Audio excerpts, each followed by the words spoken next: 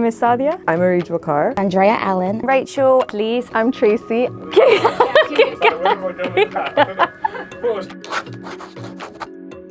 The life advice I would give my younger self is don't try to please everyone, and it's okay to say no if you don't like it. Just because we live in such a fast-paced environment and world nowadays, it's difficult to kind of appreciate every single step. What's meant to happen will happen, so you should just go with it a little bit more. The people that inspire me the most are my parents. I think the easy answer to that is my mother and my mom, just because she's such a strong boss woman. All the mothers inspire me. Mostly due to their support, their strength, and their resilience. I think the thing that makes me feel most empowered is being able to speak up. And what that means to me is saying what's on your mind. I think when I have rested well currently, if I have a good night's sleep, I spend time with my daughter, I feel I can do anything. I think remembering the power that we hold is really what unleashes that empowerment that we bring to ourselves. So definitely that's when I feel most empowered, when I remember, like, I got it.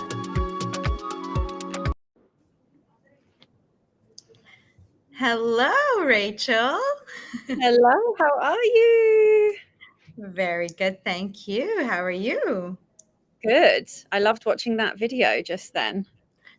Beautiful woman, right? Yeah, amazing. It was really fun to shoot. So that's live on Namshi now. It is indeed. So let's kick off this wonderful session, our first series of the EmpowerHER campaign. So a quick intro on what that's all about. It is our campaign that champions beautiful women in the global workforce like yourself. And ultimately, it's a collaboration we're doing with Adidas to celebrate International Women's Day 2024. So we've got some very exciting topics and questions we're going to reveal today. But for today's session, we're going to be going through a very exciting topic, which is navigating the fashion and beauty industry with you, Rachel. So I hope you're excited. I am. So we will go through a series of questions. I will ask you a couple of bits, and I would love to hear a little bit about what you think about them. We'd love to know a little bit about your journey and your experience navigating through this wonderful industry. So let's just get started, shall we? Let's do it. Okay, so I'd love just to hear from you, Rachel. What was your main driver? Like, what was your motivation to step into this industry?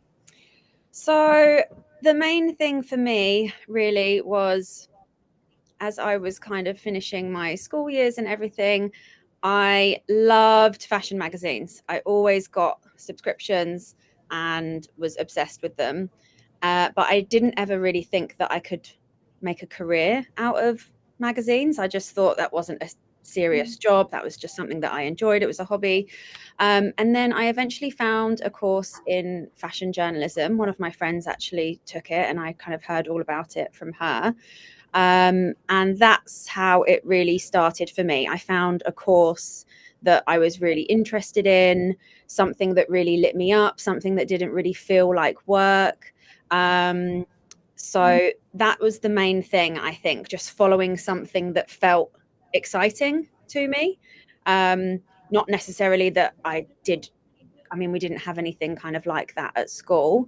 I think I was kind of good at English and did well in English. So that was something that would help back up the course in fashion journalism that I ended up taking. But that was my main driver. It was finding something that was exciting and kind of gave me purpose and something that I would enjoy doing for the rest of my life. That's so interesting. And because obviously with your variety of experience within 12 years, right? In the industry. I mean, That is so inspiring. Would love to hear a little bit of background about yourself before we tap into the other questions, Yeah. because what we know is you're an OG Namshi. Like you stepped into Namshi, you went away, we brought you back. But would love to hear a little bit more about your personal journey before we dive into the tips and tricks. Perfect. Yeah, so like you said, I've been in the industry for about 12 years now. It first started with that course that I did at university. It might be important to say, actually, before I found that course, I did go into a completely different industry at a chartered surveyors in kind of property world that I did for about a year, and I was completely miserable. So sometimes you don't know what you want to do. And you find yourself in a job that you hate, but it's that ends up kind of pivoting you towards something you like. So just to kind of caveat, I didn't know exactly what I wanted to do straight away, but that's where it all kind of began, in that fashion journalism course that I did in London, in UAE. And then whilst I was there, they really encouraged us to intern and do work placements and work experience at magazines or PR firms or places that we were kind of inspired by. So I started interning unpaid in a few magazines in London. And while I was there, I just worked really hard, tried to get myself noticed. Yeah, as I said, it's unpaid. It's not doing the glamorous jobs. You're just there to be useful and, pick things up, make coffees, just be useful for the team. And that's how it kind of really started.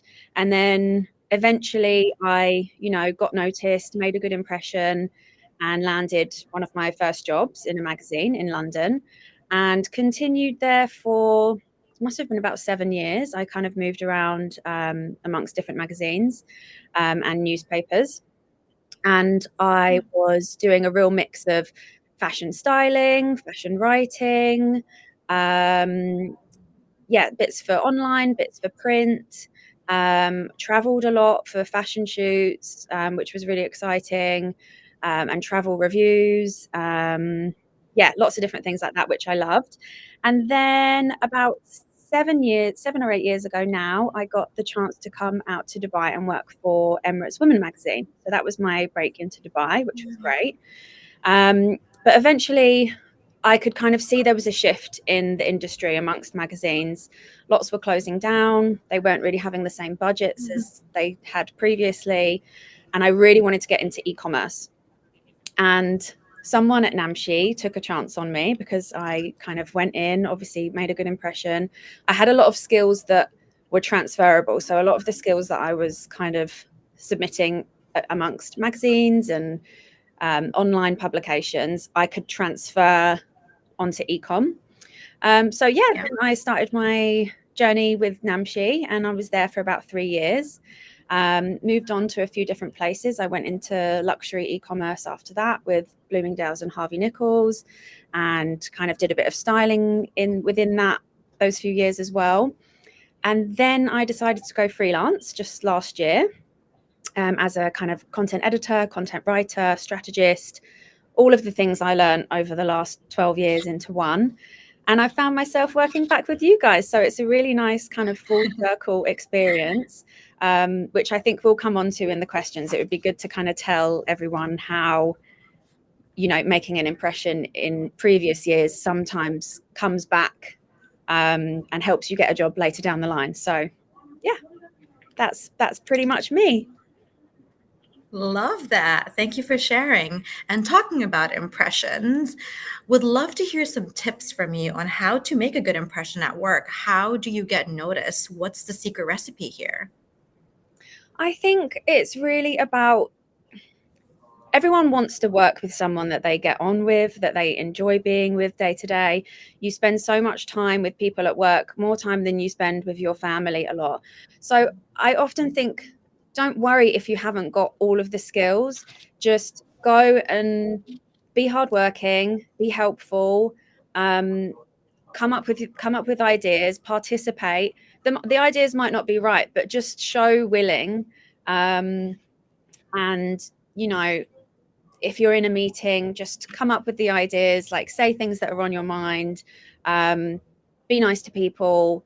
I think so much of it is sometimes personable skills rather than the other stuff. Obviously, the other stuff is integral, but if you haven't got that yet, I think it's just about being punctual, being professional, and being a nice person to work with actually goes a really long way.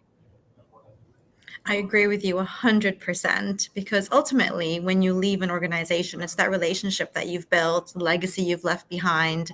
And so it's super important to imprint that a little bit while you're working. I love that. Another piece of advice I think we'd love to hear from you is a few tips on how you built your portfolio, and how did you navigate through establishing your own personal brand? Yeah, so I think I started this was kind of ingrained in me probably at university, that when you start doing your work experience or your interning or whatever it might be, or your first job, always, for me anyway, and what I do in content and that kind of world, always try and either screenshot or get PDFs of your work. Save what you do, even if you're not that proud of it at that exact moment and you think, oh, I'm going to do bigger and better things than this. Start to build a body of work so you can create either an Instagram page or a website. You never know when that stuff might come in handy. Like you might do a random, if you're working for a magazine, let's say, you might do a random thing on a recipe or food one day and you think, oh, I'm not really wanting to get into food. Who knows, like 5 years down the line, you might really want to get into kind of a food website or something like that. And something like that will help. So I always think, save your work, put it on LinkedIn, tell everyone what you're doing, post it on Instagram, and just kind of start building that brand persona, so people can see what you do and start connecting with you. Because how important is networking, right? And making sure networking you're out actually there. Networking is everything, and that's the reason I actually was kind of able to go freelance, is because of the contacts that I've made over the years. I think going freelance is a very scary thing anyway, but having contacts to fall back on really helps. So whether that's a place that you worked in years ago and kind of reconnecting and reaching out to them and saying, hey, I've gone freelance, or even if you're not freelance, if you just want to then work with them again or have like a full-time position, it's all about keeping a good relationship with people, staying in touch with them. And it's always a give and take. You don't always want to just message someone and say, hi, I'm looking for a job, what can you give me? It's a give and take. So maybe it's, hi, can I take you for a coffee for 10 minutes of your time? My treat. I would love to just, pick your brain on a few things. I think it's a two-way street, networking, and it's important to try and give something back. But keeping those relationships is key. And you never know how key they're going to be, because sometimes someone you worked with 5 years ago, they may have been your junior. In 5 years' time, they could be at the top place that you really want to get a job, and then that's your way in. So that's why going back to that, making a good impression is always key, because you never know who is going to come in handy one day. Oh, 200%. And I think that's a great intro into my last question for this part, which is really just about, or rather a topic of discussion, the talent landscape in this industry, right? We work in the Middle East. It's a very competitive landscape to be in, especially for an industry like fashion and beauty.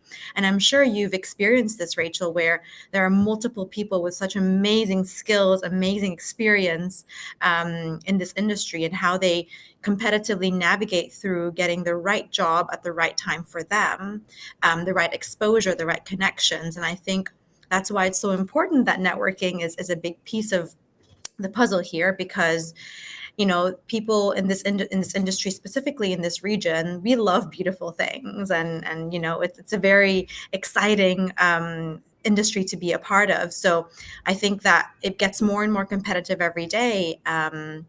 And so what kind of stands you out as an individual, that's super important, which is obviously the impression that you make with the people you work with and the work that you've done, your ethics. So I think that really ties into kind of everything you've been saying now, right? Yeah, you're right. It is a really competitive industry because I think it's a fun industry, right? It's fashion, it's beauty, it's social media, it's fashion shoots. So yeah, it can be super competitive.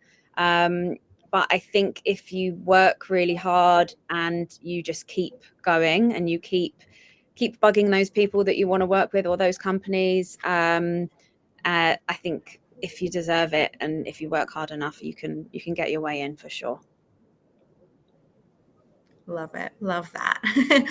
Okay, I think let's pivot to a slightly different part, a slightly different type of question on more about crafting your editorial worthy content. So would love to hear some insights and tips from you as to how it will be best to create really engaging fashion content, especially for social media and for brands. Like what can you shed some light on that? Yeah, I think it completely depends on the brand you're working for. So you have to know your brand really inside out to create the content that is going to resonate with your customers. So that's the most important thing, I think. Know your brand inside out. And then that will always come across in, okay, what are the clothes that you're using? Does our customer want to wear those clothes, those brands? The content creators you're using, the models that you're using, they all need to kind of resonate with the customer. The customer needs to see themselves in your social media. So that's one huge part. And I think that goes across social media onto kind of online, digital, print, any space. And then specifically in terms of social media, I think it's really important. You need to keep up with all the algorithms and the trends because they're changing constantly. So you can't always do the same cookie cutter style stuff. Sometimes they change the algorithm one week and it's just not working anymore. So you have to keep up with that, which brings me to variety. I think it's really important to have a lot of variety, keep things really interesting on your platforms, and also experiment a bit. You don't know what's going to work sometimes and what's not. Sometimes you think, oh yeah, we've done that before, that will work. And then it just doesn't land the same as it has done previously. So I think it's important to experiment. If it doesn't work, you try something different. So yeah, all of those, a bit of everything, of all of those things, I would say. Absolutely. What about some tips on working with the brands in particular, including outreach? What are your thoughts on that? Yeah, I think if you're maybe a content creator or if you're freelance like me, you've probably got a few brands on your radar that you really want to work with. That's where your network comes in. Again, if you know anyone that still works there or might know someone, sometimes it's a friend of a friend. Just getting your foot in by speaking to that person will often do the job. But if you're going in and you don't know anyone, I always try and meet someone for a coffee, can just grab them for 10 minutes to try and pick their brain, introduce yourself so you're not just another CV. But sometimes it's a case of just keep trying to contact them. And like I said, explain what you can do for them. It's not just, hi, I want a job at your company because I love it. It's, this is my experience. This is what I can bring to your company. And maybe show an example of where you've done that before. This is the social media growth I achieved at X. I would love to do the same for your company. So yeah, it's about showing your skill set and offering them something that they need as well. Great. Thank you very much. I just realized the lights in this room have switched off. Oh, they're back up. A little. At least we know we're saving the environment, not overspending on light.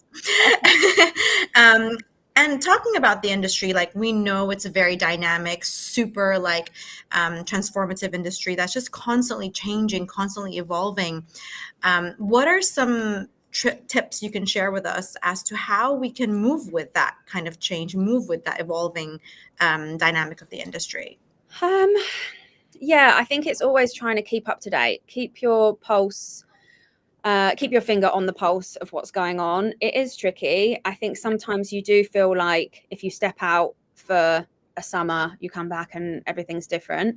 It's a fast moving industry, but the world is moving fast. I think a lot of industries are moving super quick, and yeah, it feels like things are changing and you can't keep up sometimes. But social media is a huge part of it. There's so much free content out there that you can learn so much on.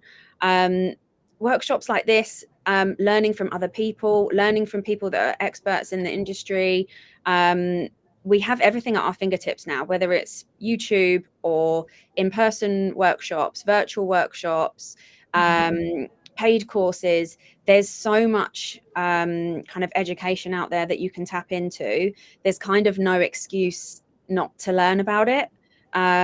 So yeah, I would say just keep learning. Sometimes we all leave university or school and we just stop learning, or we learn on the job. But I think it's really important to keep taking courses, or it doesn't necessarily even have to be, with the job that you're doing. If something else interests you, do that on the side, and just keep growing your knowledge.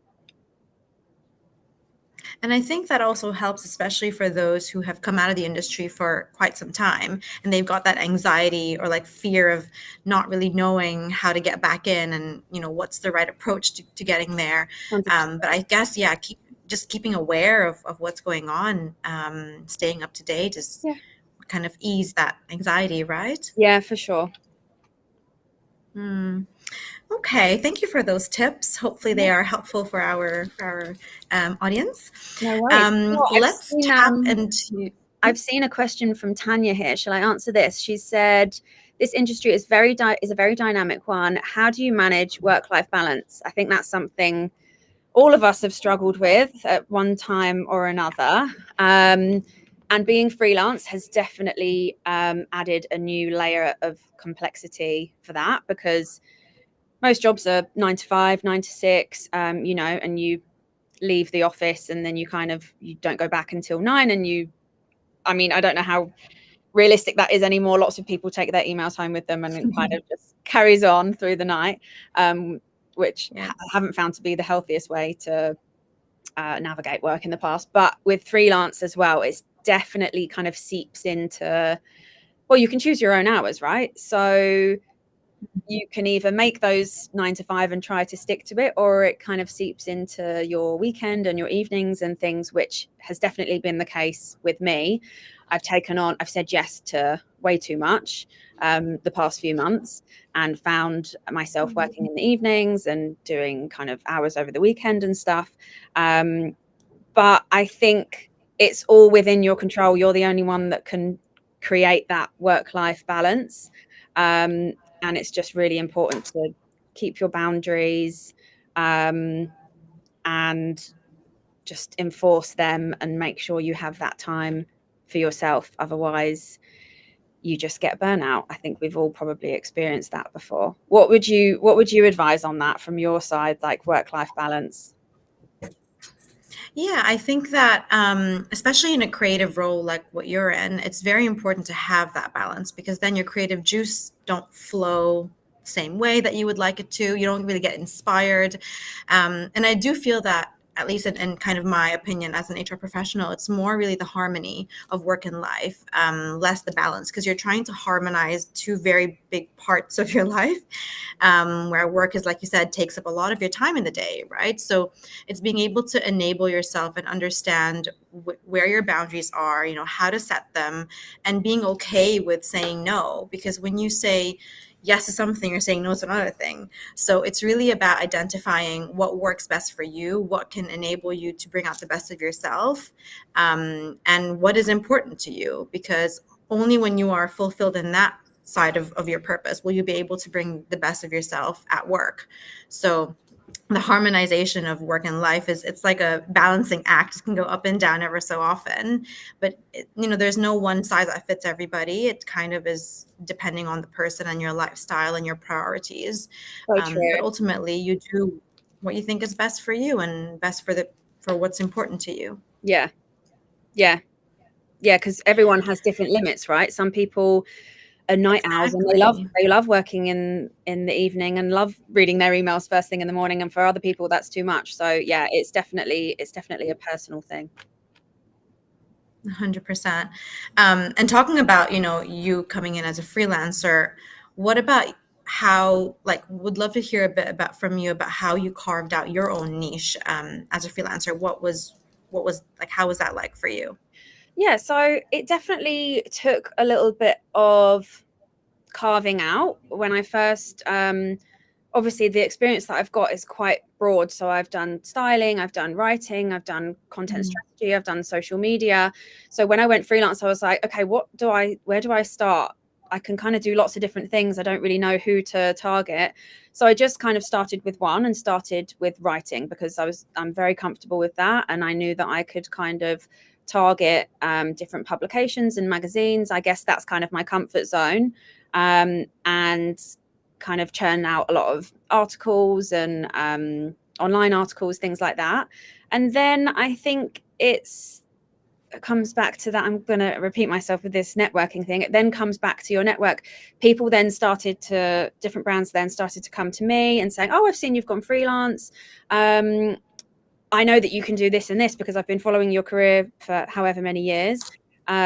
Would you want to come on board with us for a few days a week and do this and have a retainer with us? And then the way I kind of carved it out was I would just say yes to the things that I know that I'm good at, I know that I can do well, and the things that excite me. And it just kind of starts to take shape after that. I think at the beginning, if you're going freelance, it's quite tempting to say yes to everything. And I definitely have said yes to a lot of jobs that I didn't necessarily love and want to take. But at the beginning, I think it's quite easy to just, right, I'm just going to say yes to everything. Let me just get off the ground. But then after a while, you can be a bit more selective and just say yes to the things that you really want to do. So I think it's something that takes a bit of time, but it naturally takes shape and carves after a little while. And talking about, the multiple brands you've worked in, we just got a question from Ananya, and she's asking, while working with multiple brands/entities, how do you maintain your credibility towards each of them? Sometimes that is really difficult because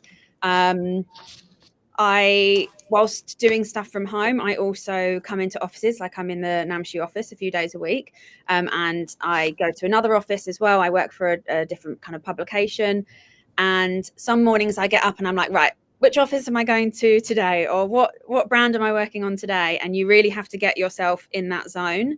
For me, it's best to compartmentalize. So I do try and keep specific days for specific clients and work like that. But yeah, I think it kind of comes back to knowing the brand inside out, doing your research. And when I'm working on that one brand, I'm fully on that brand. I never dip into my other work or my other emails. I try and keep everything very separate so I can just be fully concentrated on one job at a time. That's how I work anyway. And it works for you, right? So it may not work for everyone, but it works perfectly for you. Yeah. We've received another question, not necessarily about working with multiple brands, but more on the harmony piece between digital platforms. So from Atif, he says, the harmony between the entire digital platform is the key to communication. How does being a content creator, how do you create harmony between all the social platforms, email marketing and UX writing to the target audience? That's such a good question. Yeah, it's really important for a brand's communication to be in sync across all platforms. And with such big companies, sometimes that's quite difficult because you've got a separate team that will work on the emails, you've got a separate team that works on the social, and a separate team that works on site. So communication is the key with this one. You all need to kind of club together and work on that umbrella message, whatever that is. And then they are going to be different for different platforms. You speak differently on Instagram versus TikTok, or online versus an emailer. But as long as you're all kind of on that same path of achieving the same thing and saying the same message. You might just have different kind of languages within that message. But yeah, good question. It's an important one. Indeed. Just looking at other questions that are coming through, they're very specific to UX writers. So I think you've answered the other question of Atif, who basically asked us, do you only specialize in social media content writing because UX writers have a very different skill set, because he's experienced some issues having the best UX writer. So the question is, do you specialize in UX writing?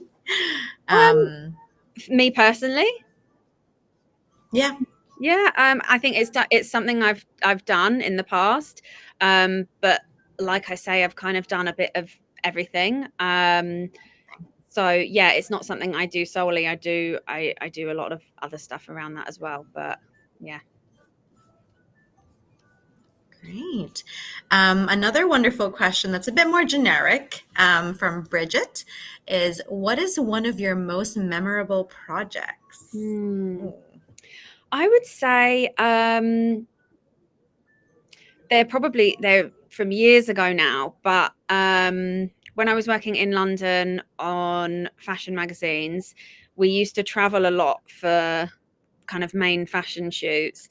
They're probably my most memorable projects because you're with a team solely for a week. You're there to create beautiful imagery and beautiful content. It's like a mini holiday. You're kind of all together. Like, yes, you're working, but you might be in Miami or Ibiza or New York. And I got to travel to some really amazing places for work, essentially. So I would say they're probably my most memorable projects, just because I love travel, and it was kind of combining two favorite things of mine, travel and fashion, in one. So yeah. Beautiful.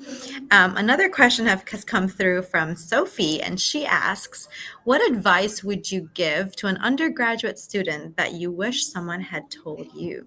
I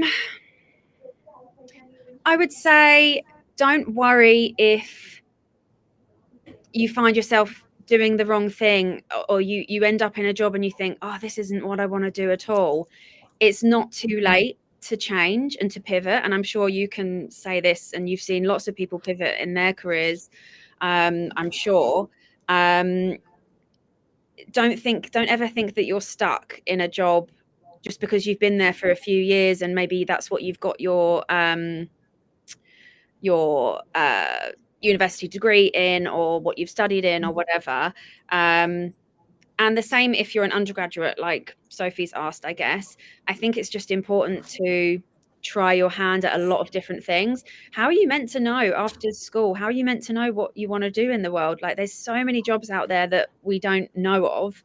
So it's really important to just get yourself out into the workplace, whether that's work experience or interning or just talking to your parents, friends, like, what do you do? And what does your brother and sister do? And just talk to people, find out what all the jobs out there are, because how are you ever meant to know?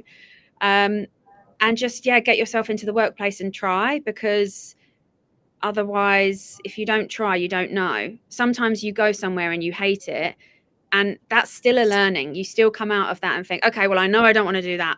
So you've crossed something off. Would you say the same? Have you seen a lot of people kind of pivot in their careers? Or I have, and there's always this fear of doing that, right? Because it's an uncomfortable place, it's unknown territory, so you don't know if you're going to be good at it, you're going to be bad at it. But like you say, you'll never know until you try. I think what's really interesting is that when we're talking about talent in general, it's really about creating what I like to call a career portfolio. I think that people who have tapped into different, it could be generalist roles or specialist roles. It really brings you to be a bit more broadly skilled, and that can be applied in any type of industry that you work in.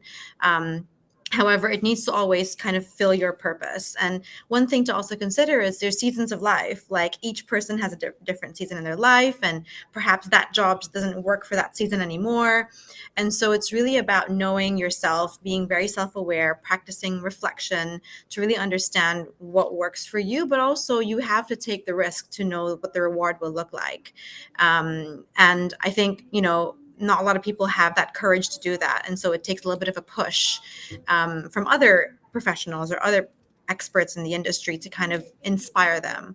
But I have seen people kind of move from different industries or different roles within a similar industry, different functions within a similar industry. It's really finding what works best for you at that time in your life. Yeah, it can be scary because sometimes you're in a position and you've been in there for a few years and you think, well, this is okay, I'm comfortable, but I would quite like to try that. But people are scared, and I get it. And sometimes you either stay in your comfort zone or you take that leap and try something else, and it might not work. But then at least you've tried it. And sometimes when you have that thought, the moment you think about what would it be like, that's when you know you're building that hunger, like you want to know more. You just have to feed into it a bit more and gather that courage and strength to explore. 100%. Because when you want to settle, you won't even question it. Yeah. Yeah, exactly. So it's easy for us to say, like, years into our career we can say that, but when you're younger you just don't know, and it's all scary. So yeah, that's advice from us into our careers right now. Yeah, it's okay to pivot. Yeah. And that should be almost championed a little bit and celebrated, you know, and people should kind of, and these kind of conversations really help give insights on how to navigate through that kind of uncertainty or through that kind of fear, especially for the younger generation who, again, don't really know what they want to do. Just keep trying. Exactly. There are a couple more questions coming through. There's a question from Atif again. He's very engaged. Thank you for your questions, Atif. Similar to McDonald's, where there's a tagline. So you being a content creator, have you ever created a tagline? And has that tag, if so, helped in brand recognition? So I worked a lot when I was working at Bloomingdale's and Harvey Nichols, I worked a lot in taglines for individual campaigns, not so much as big as, I wish I could have a claim that I'd done a tagline as big as Just Do It or I'm Loving It. I haven't. But I have done a lot of taglines for particular campaigns, whether it's, you know, Harvey Nichols Ramadan campaign or Black November campaign. So yeah, I think sometimes people think those things are really easy. It's just 3 words, right? But it's often trying to encompass a whole mood and message and kind of selling point as well in the space of like 3 words, which is very difficult. It's a skill. But yes, I have done that in the past, and it's challenging. But when you get there in the end and it's signed off by all the heads and you see it on a big billboard, it's really rewarding. Beautiful. Talking about 3 words, I think this is a nice time to wrap up everything that we've heard from you. Thank you very much. We'd love to hear 3 main key takeaways from your experience and everything that you've shared with us so far. What would you want our audience to kind of go away with? I think the main thing, or one of the main things, which we've both touched on, is that kind of finding your purpose thing, finding what lights you up, finding what feels good, and that hunger that you touched on a minute ago. I think once you find that, just follow it and you're on the right track. So that's the first one. The second one, I think, is building your brand and building your portfolio. You do need a digital presence to kind of sell yourself these days. So whether that's your LinkedIn profile or your website, or you create a separate Instagram handle for all of your work things, it's just really nice to be able to go into an interview or a coffee with someone and show them what you've created, you know, rather than just talking about it. Maybe you're not a talker, so it's easier for you to kind of show something visually. So I think that's really important. And 3, it has to be network. Make a good impression on people, keep in touch with them, because you never know when you might need a favor from them again in the future. Absolutely. Wonderful. Talking about, you know, this obviously is in collaboration with Adidas. Are there any looks you'd want to share to close off the session? Yes. Or Yeah, so recommendations? Yeah, so we worked on a really cool campaign. Myself, a few other team members from Namshi, and some of the girls from the Adidas team as well. So we have created a campaign called EmpowerHER. It's all about International Women's Day, empowering women, what makes them feel empowered, who inspires them. So check it out. It's on our site right now. And each of us have made an edit of clothes, Adidas items that we either wore in the shoot or we just love. So check out mine. I think it's on the screen now. It's all like oversized kind of men's tees, very my style. Some really cool gym pieces in there, some really cool colorways of Adidas Sambas and Gazelles, or like some running trainers, big baggy Adidas pants. There's a really cool selection on there. So yeah, check it out. And there's other girls on there as well. If you don't resonate with my style, I'm sure you will with one of the others. So yeah. Love the baggy pants. What a Yeah, vibe. they're cool, right? I want to buy it It all. looks so cozy. I know. I'm like, let me just go check out now. After the session, I'm just going to go and put them in my cart. There we go. They look so cozy. And those are Yeah. kind of what's in right now, right? Like super flared, super like comfortable. Yeah, and they're really flattering as well. I think they're really flattering on a lot of body shapes as well. You can dress them up. Like you could wear those with like strappy heels and a crop top, or you could wear them with sneakers and like a t-shirt. So yeah, pretty versatile. Love that. So check these out. Okay, I do want to slip in one more question because I'm loving this conversation. And it's really, I promise, just one more. What would you say is your ultimate favorite part of working in the fashion and beauty industry? For me, it just comes down to clothes. I love shopping. Like I love shopping. I could do it all day. I love e-commerce. I love scrolling on e-commerce sites and shopping sites. I love working with product, working with brands, beauty. Like I just love it all. And the fact that I can kind of create content with items that I love and brands that I love is just really, it's fun. For me, it's fun. Yeah. That's it. That's my favorite part, just working with fashion, trying on different things, being on photo shoots or doing things myself and creating content myself, or choosing items for some of our content creators, making edits like this Adidas one. It all just feels like shopping to me a lot of the time, which I could just do forever and ever. How cool would that be your job, right? It fills your purpose. Yeah, You maybe I found should your be a purpose. personal shopper. Maybe that's something I need to add to my repertoire. You can pivot now, Rachel. It's time for you to become a personal shopper. Yeah. Wonderful. Well, thank you so much. This has been so fun to hear all about your tips, your tricks, your advice. Before we close the session, would love to first thank you, Rachel, of course, for your time. Thank you, everyone, for joining us. A little reminder that this is just the first series within our Empower Her campaign, and there are a few more coming throughout the week, wherein you will be hearing from other beautiful women from Namshi and from Adidas, talking about topics like navigating as an expat working in the Middle East. What was that like? What was their experience? Some tips and tricks there. And then lastly, how sportswear is seen in e-commerce, hearing it directly from our head of sports. Some very exciting tips from wonderful, inspirational ladies celebrating this International Women's Week. It should be like a year. Why is it only one day? Don't you feel like Women's Day should be every day? Every day. It's every day for us. Honestly, we should do this all the time. Yeah, and so those are. can't wait for the other sessions. The girls are amazing, all of them. So definitely worth tuning into. Absolutely. Well, that's all from me. Thank you, Rachel, for your time. Thank you, everyone, for tuning in, and wishing you a good day.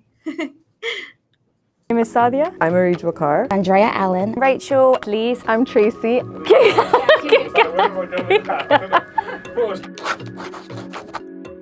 The life advice I would give my younger self is don't try to please everyone, and it's okay to say no if you don't like it. Just because we live in such a fast-paced environment and world nowadays, it's difficult to kind of appreciate every single step. What's meant to happen will happen, so you should just go with it a little bit more. The people that inspire me the most are my parents. I think the easy answer to that is my mother. And my mom, just because she's such a strong boss woman. All the mothers inspire me. Mostly due to their support, their strength, and their resilience. I think the thing that makes me feel most empowered is being able to speak up. And what that means to me is saying what's on your mind. I think when I have rested well currently, if I have a good night's sleep, I spend time with my daughter, I feel I can do anything. I think remembering the power that we hold is really what unleashes that empowerment that we bring to ourselves. So definitely that's when I feel most empowered, when I remember like I got it.